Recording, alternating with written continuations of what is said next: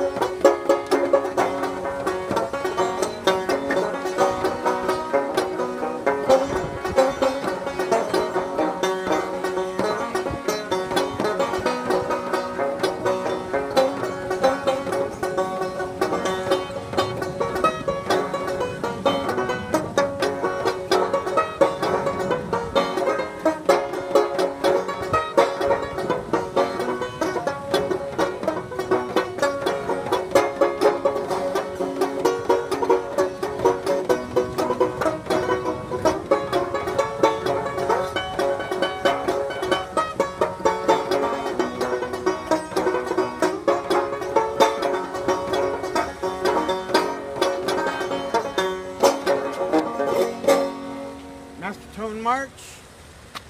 That's called. Now that's a tune, isn't it? That's not a song. That's a tune. Gosh darn it. Recorded by Rolf and Carter, the Stanley Brothers. Last time when we talked about Bean Blossom, I made one statement that was just a little bit off by a year. The late great Bill Monroe passed away in 1996, actually September of 1996, and I said it was 97, so I fabricated that, I guess. He was 87 when he passed away, to the best of my recollection. And then I mentioned Arkansas Traveler. Now, Arkansas Traveler, I wanted to, for those listening, for those who are either collectors or really serious connoisseurs of bluegrass, I wanted to share with you what I believe is the absolutely most fantastic recording of Arkansas Traveler ever put on record. It's a recording. It's done late 50s, early 60s. Early 60s, I think. Yeah, it had to be early 60s. By a band that was called itself the Blue Ridge Mountain Boys. Who are the Blue Ridge Mountain Boys? Anybody could call themselves that. Well, it's the personnel that was in that band. The fiddle player in that band that played Arkansas Traveler was none other than Tommy Jackson, who was one of the excuse me, one of the great legendary fiddle player in the history of country and bluegrass music. The mandolin player was Herschel Sizemore, and that mandolin break in Arkansas Traveler, that steals the show. Herschel's mandolin break, I want this on record, is just it gives you goosebumps. That's what puts your hair stand on end. Now you have an extensive bluegrass record collection, as I've heard. That was the 9th bluegrass record I ever owned. And you still own that record? Of course. Is it in mint condition? More than one copy. Is it in mint condition? Yeah, I think so. Or is it pretty scratched up? No, it wasn't. Oh, wow. No, it wasn't. What a treat. Not that one. So, we have to get those. We have to put those on YouTube or something.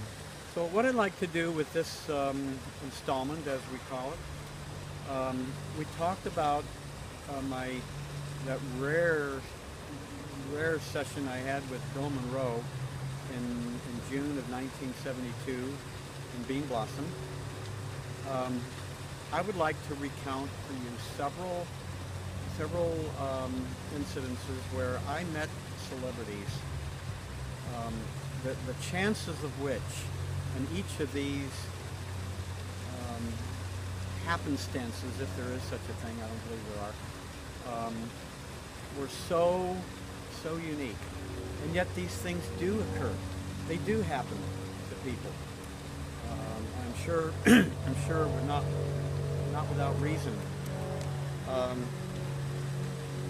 I could tell you of probably a dozen different times where I met celebrities, either in the film industry or the music industry, who had seen me playing, street performing here in the LA basin, and tipped me. But I don't think I could even remember them all. But I want to share with you several instances where I met a celebrity where I wasn't playing. I wasn't street performing. It was just so unique the way they all happened. The first one was in 1964. I was 15 at the time, 15 and a half, and that was the year that I was taking lessons from Jerry Garcia. He was 21 at the time. I was living in the Bay Area during this time, in Redwood City, California, but the family and I had taken a trip back down to Southern California where I grew up, and I don't know, we were on a trip, and while my parents and my little brother were visiting my great-grandmother on Rose Avenue in Venice, California, right near Venice Beach, I wandered off with my little banjo. I'd already been playing, for just a year or less. And I wandered off. They said I could just go with my banjo, do what I want to do. And I just wandered through the streets of Venice. And I sat down on a curb, plucking my banjo. And a man approached me. And he was kind of a beatnik-looking guy at the time, where I had a beard. And he said, "How old are you? It isn't often that I walk out of my house and I see a kid playing the banjo sitting on the curb. I mean, this is really amazing." And I said, "Yeah, I'm a Bluegrass fan." And he said, "Well, obviously, I'd like to invite you in. I'd like to invite you inside. And what do you do when a stranger approaches you and invites you in, especially at age 15? Normally I would say, thanks, but no thanks. I don't know you." But I went in with him. It was that innate feeling that if he's a bluegrass guy, that it was okay. And I went in with him. He had bluegrass records in his living room, up the Yang Yang. And I said, "I got a lot of bluegrass records too." By that time, I had already piled up quite a collection.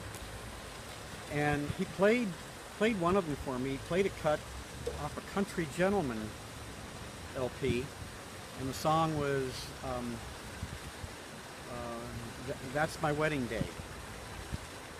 Ain't gonna work tomorrow. I ain't gonna work today. I ain't gonna work tomorrow. That is my wedding day. And I said, "Wow, that's good. I know who the Country Gentlemen are, but I hadn't heard that one yet. I like that, And anyhow, he introduced himself. He said, "Well, my name is Mayne Smith." Mayne is spelled M-A-Y-N-E. He's 9 years older than I am. I'm 68, so he'd be about 77 right now. And he's still living. I had virtually no contact with him after that, except I think I ran into him at one festival where he was. We said hello, and he remembered that day. But let me tell you, when I got reunited that afternoon with my family, and I told them about that, I got into trouble. You went into a strange man's home? Aric, don't you know what these guys do? Don't you know? And my grandmother was there, not my great-grandmother, but my grandmother, and my great-grandmother, both in the car. And my great-grandmother gave me a little lecture, and then my grandmother said, yes, and he knows. Oh, did I hear from them that what I did? Well, I told Jerry Garcia, the next lesson about that whole experience. And he said, what? You met Maine Smith? You're pulling my leg, right? No, Jerry, it was Maine. I described him. I said, yeah, that's Maine. That is Maine Smith. Do you know who Maine Smith is? And he told him how I got chewed out. Well, you know, only looking out for my safety. And any good parents would do that. I'd probably do the same thing. Okay. Jerry said, Aric, do you know who Maine Smith is? Maine Smith wrote the very first thesis on bluegrass music. That's who I met that day, just sitting on the corner. I felt very privileged to hear that. I didn't know who he was. I just figured he was just a bluegrass fan, for crying out loud. I didn't know that he was really, really somebody with a capital S. All right, that's one story.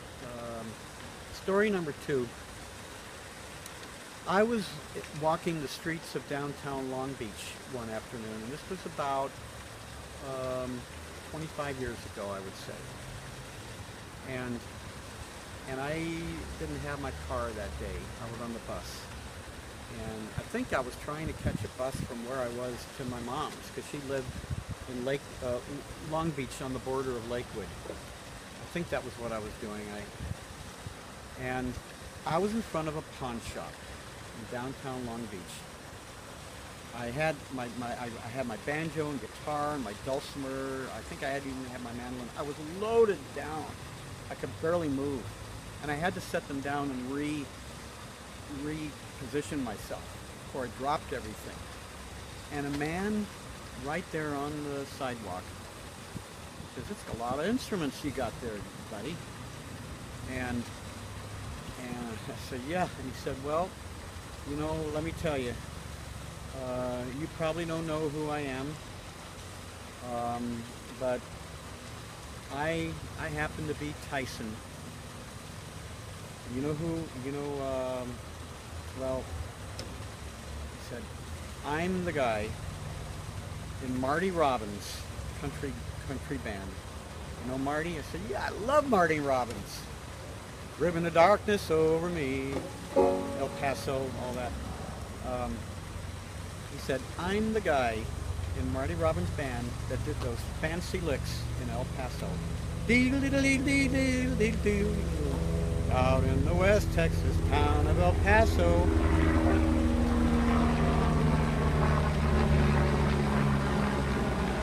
I fell in love with a Mexican girl.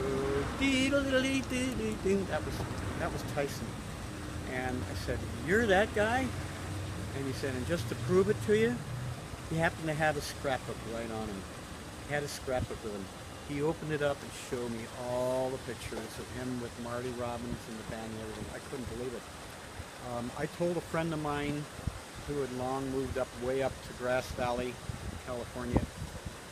When I saw him again, the next time I went up to Grass Valley to the festival up there, I said, Doug, you'll never believe who I met. And I told him, and he said, Aric, are you kidding me? You met Tyson?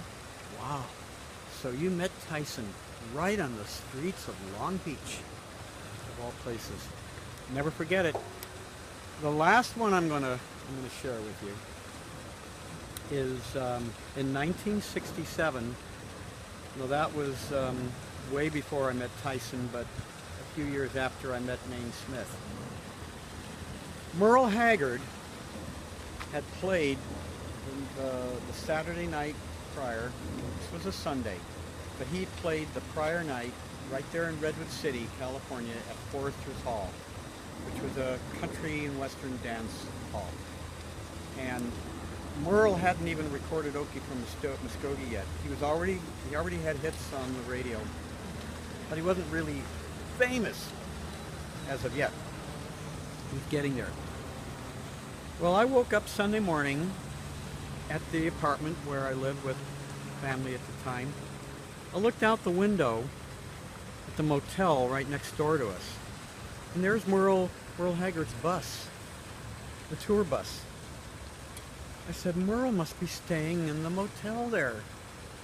So I went to the office, and I told them, I said, I want to go say hello to Merle. And they said, well, he's in room da-da-da-da-da. I don't remember the room number. It was either 10 or 11, I think. I said, that's the same room that my dad and I stayed in when we moved from our house up on King Street, which was about a mile away. And when we moved here, and then my mom was settling in the new apartment or something. My dad and I were in the motel. Long story. Wow. So I went upstairs. I knocked on the door, and Merle didn't even get up. He just said, "Come in." And I opened the door and I said, "Merle?" He said, "Yeah. Who are you?" I said, "Well, I'm Aric. I'm one of your fans. I saw you last night. I happen to live next door in the apartments there." They said, "Really?" I said, "Would it be okay if we jammed a little bit?" And he said, "Well, what you got? What do you have?" I said, "Well, a banjo and a guitar. They're downstairs in the apartment." He said, "Well, go get them." So I did, and I had a 45-minute jam session with Merle Haggard. Memorable. He was kind of blown away that I knew the words to his song, "The Fugitive." We did it together, and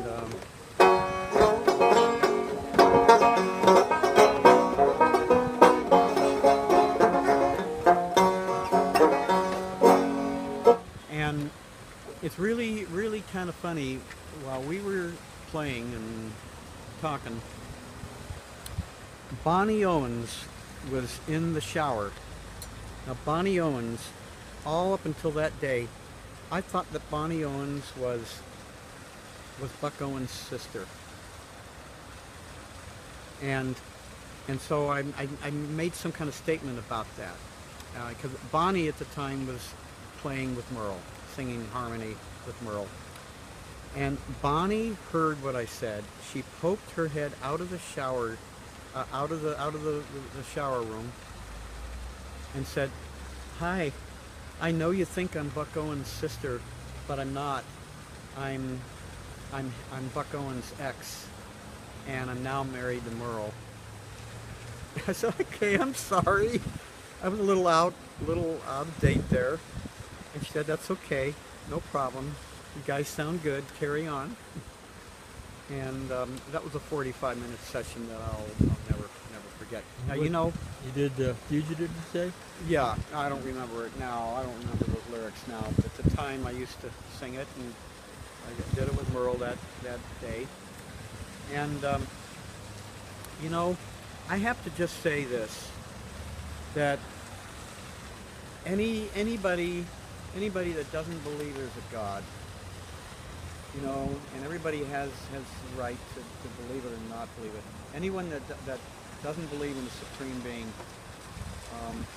when things like this happen, to me, there are no accidents in human history whatsoever.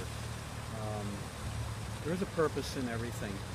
And anyone who doesn't believe in a Supreme Being, a universal sovereign, and even more specifically a personal God, is really not living beyond this world and this life. There's way more to just what we see here. There's something way beyond that, and I didn't really believe that myself until I was 17.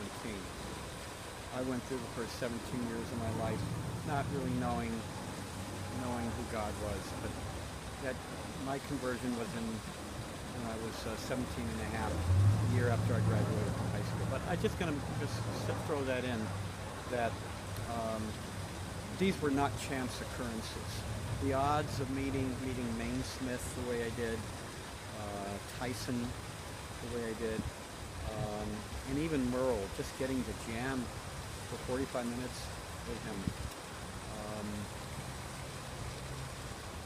I might close it off by mentioning that one last real memorable incident was when I went to see Lester Flatt and Earl Scruggs at the Hungry Eye in 1968. It was one of their last performances, because that was the year they disbanded and each formed their own band. Backstage in the dressing room, I had my picture taken with Earl. I wish I still had the photo, it's long gone, but he allowed me to hold his banjo and play a little on it. I did a little Cripple Creek banjo in the hollow while Lester Flatt watched. He was sitting down and he would watch me play, and Earl was very cool about it, and talked to anyone in Bluegrass who knew Earl well. He was always very cool about letting people pick up his instrument and play it. That was just Earl. He was a very loose guy, loose as a goose. And I must say this though, it was hard playing Earl's banjo. And I've heard other bluegrass banjo players say it, only Earl can play his banjo. You pick up Earl's banjo and you feel, wow, how do I play this thing? Just for some reason, it's set up only for Earl. And I felt like I was picking up an instrument that I didn't even know how to play. It was not easy. Just something about perfect for him, but it felt strange. But just holding that legendary banjo meant a lot to me too. And that was phenomenal. And so, by golly, Earl is passed on to the Great Bluegrass Festival in the Sky, and a friend of mine has long said that a lot of people think that when we get in the hereafter, we're gonna be greeted by the Mormon Tabernacle Choir, the Robert Shaw Chorale, but no, those that are really in the know, they really got it down. We're going to be greeted by Bill Monroe and the Bluegrass Boys, and Lester Flatt and Earl Scruggs and the Foggy Mountain Boys, the Stanley Brothers and the Clinch Mountain Boys. Those are the ones that are going to greet us at the pearly gates. So with that, I'm going to sign off and say God bless. Signing off by the picturesque banks of the LA River here in... And this is God's music. here in the San Fernando Valley. Thanks a lot. We'll see you next time on Legends Dixon Lore Bluegrass with Aric Leavitt.